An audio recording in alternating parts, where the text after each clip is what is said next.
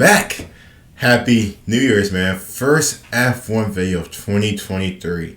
And it's no other than the Braun GP, man. I think go back to 2009. I think this is the year Jenson Button won his first and only F1 championship. So we often see the greatest F1 underdog story, man. Hope you guys are doing good, amazing. How you guys been, man? I hope you guys enjoyed you guys' New Year's. You celebrated. You didn't go too crazy. But yeah, we're back. We are absolutely back, man. Absolutely back. Still not having F1 news. Haven't really been keeping track. But we're here. We're back.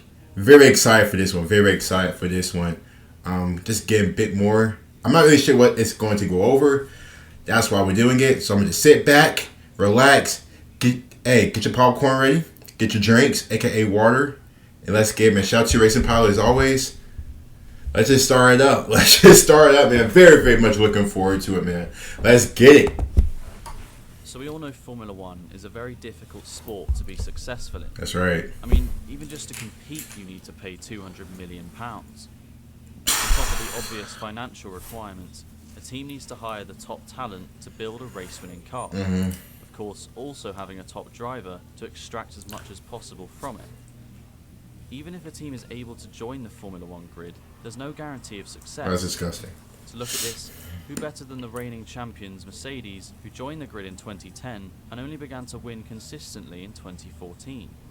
And that's for a company valued at over 20. Okay, now correct me if I'm wrong, but isn't that pretty good? You know, you get your first championship.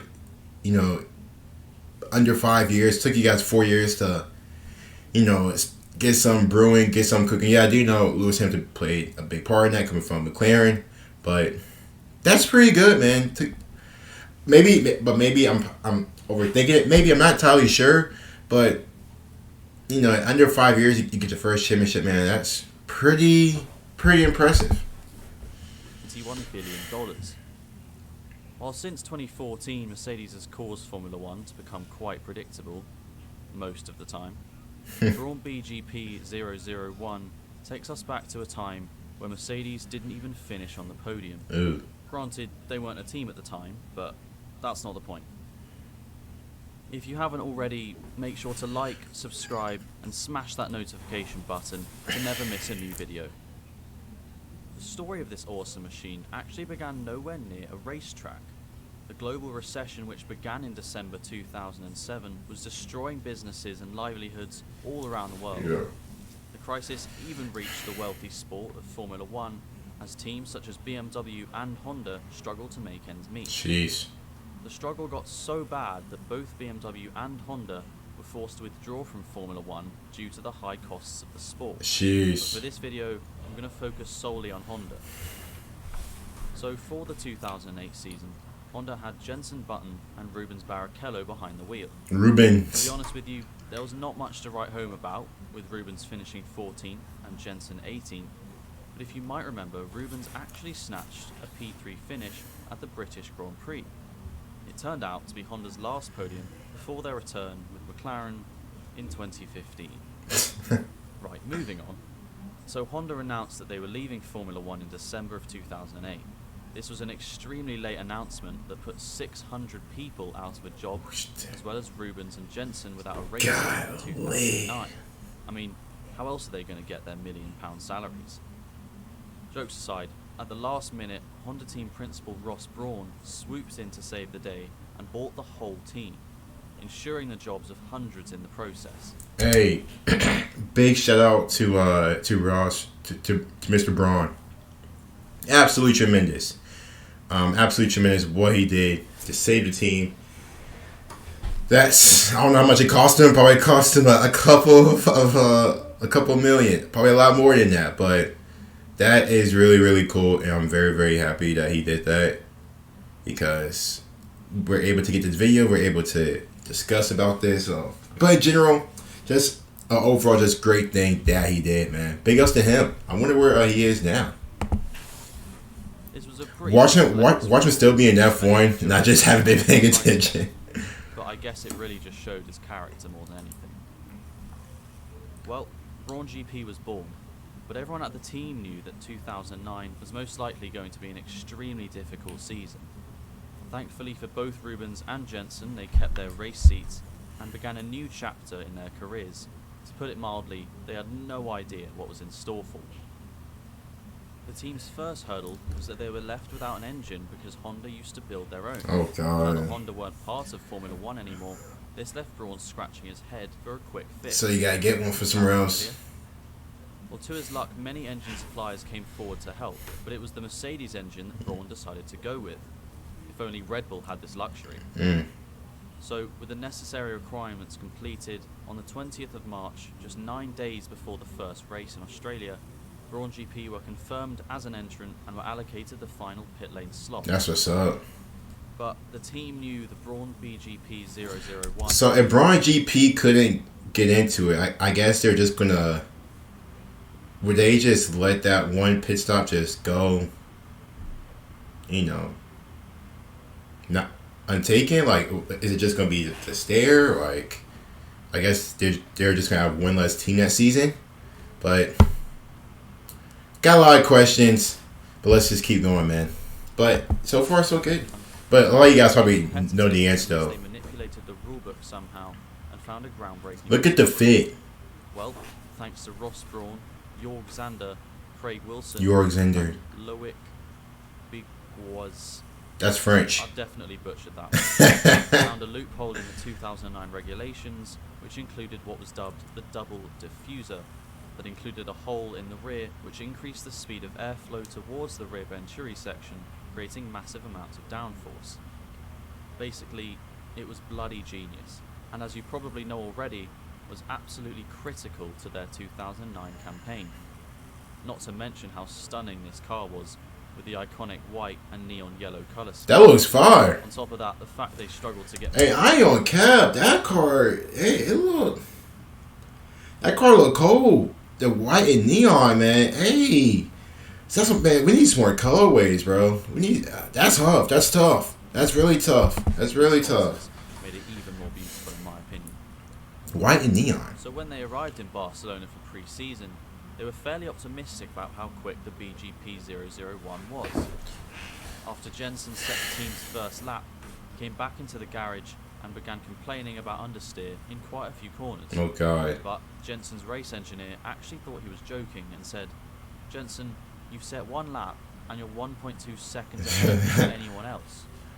Apparently his first few laps even kept being deleted because the race directors thought he had cut the chicane. Oh my That god. is how unbelievable their pace was. Unsurprisingly, once the team realised just how rapid they were, they did the old Mercedes sandbag to move the attention away from them. Okay, so just have a quick point, a quick thought.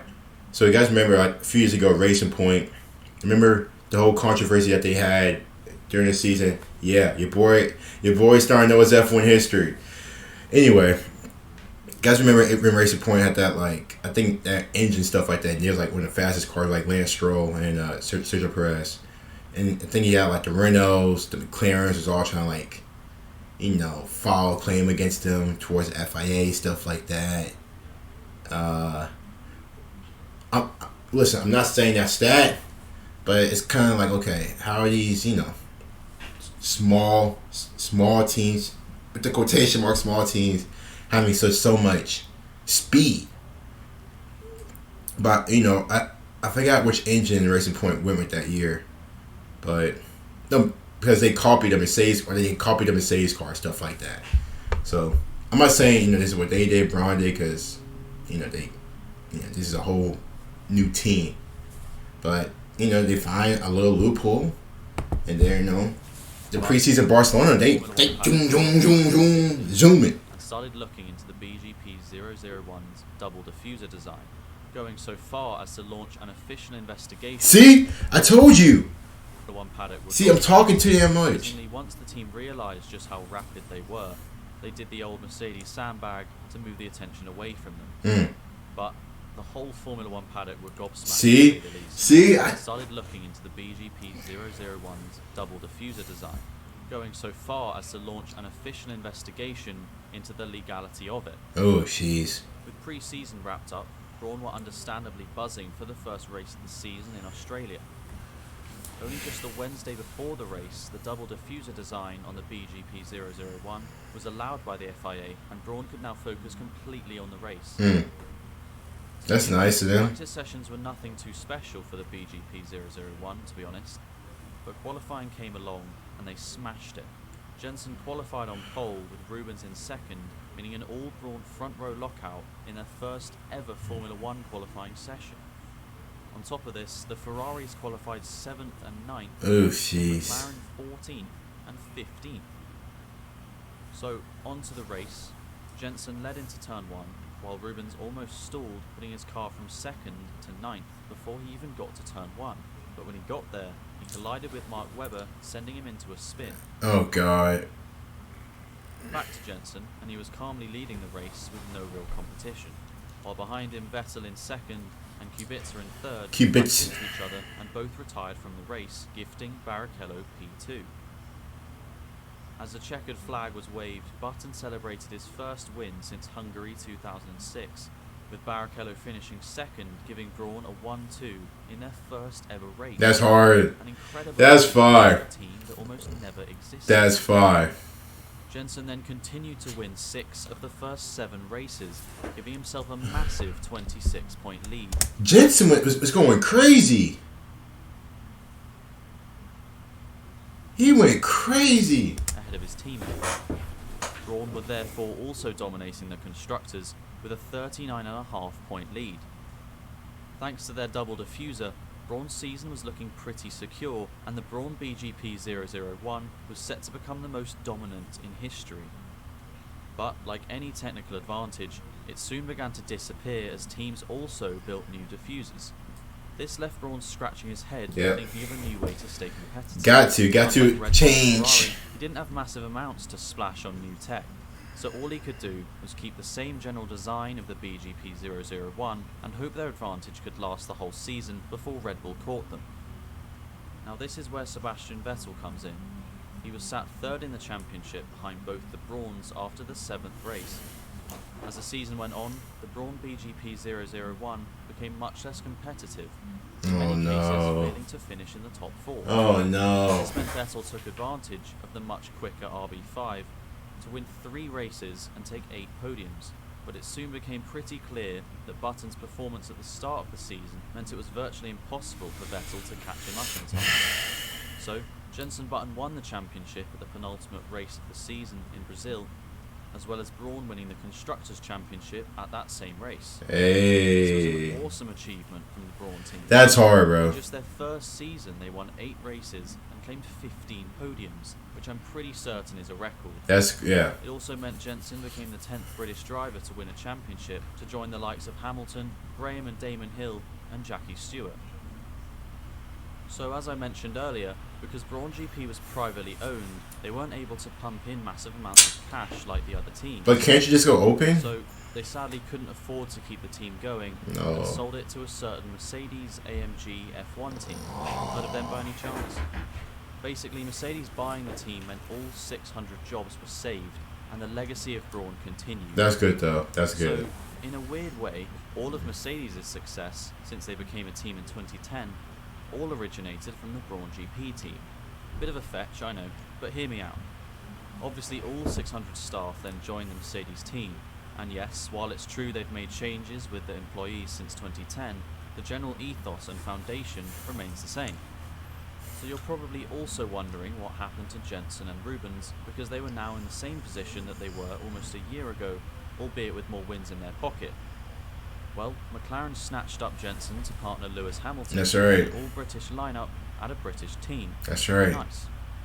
While Rubens, now 37 years of age, joined the pretty uncompetitive Williams team and hung up the boots at the end of 2011 after an absolutely stellar career in Formula 1. Well, We need to check him out as well. that's the story of the Brawn BGP 001. It only competed in 1 year of the sport, but it will be remembered forever as the car that took Brawn GP to a 100% success rate in all the championships they That's competed in, ridiculous. a record that still stands today and will probably stand for the near future. I think it just shows that Formula One can be very competitive. But We just look, need to let technical innovation run free a bit more, while also making sure the teams have similar resources, which is great, because that's where I feel Formula One is heading in the future. Thank you for watching. Let me know in the comments section. hey, shout out to Braun GP, man. That's awesome. Jenson Button and Barrichello. Awesome. Ruben and Jensen, man. Jensen Ruben. Ruben Jensen. that's amazing. You know what they did start the year winning 6 out of 7, except for that one race. Except for that one race, they came in third. And then just good thing is Seb and them had issues earlier on this season because, like they said, Seb was starting to get going, but it was too little, too late. And I think they won the constructors as well. So. Only thing is, we're going to go back to Racing Point a few years ago. They did not win the championship. They actually folded, I think, a top 3 constructors championship. So that's awesome. This is awesome. It's a great Formula One underdog story. Who would have thought? Guy takes over, saves jobs, saves the team. The team is under his name, and for that 1 year, you're under Braun GP. They win the whole thing. Pretty cool. Anyway, hope you guys did enjoy the video. Don't forget to like the video and sub as well, as I always say. Stay safe, stay amazing. Talk to you guys later, man. Peace.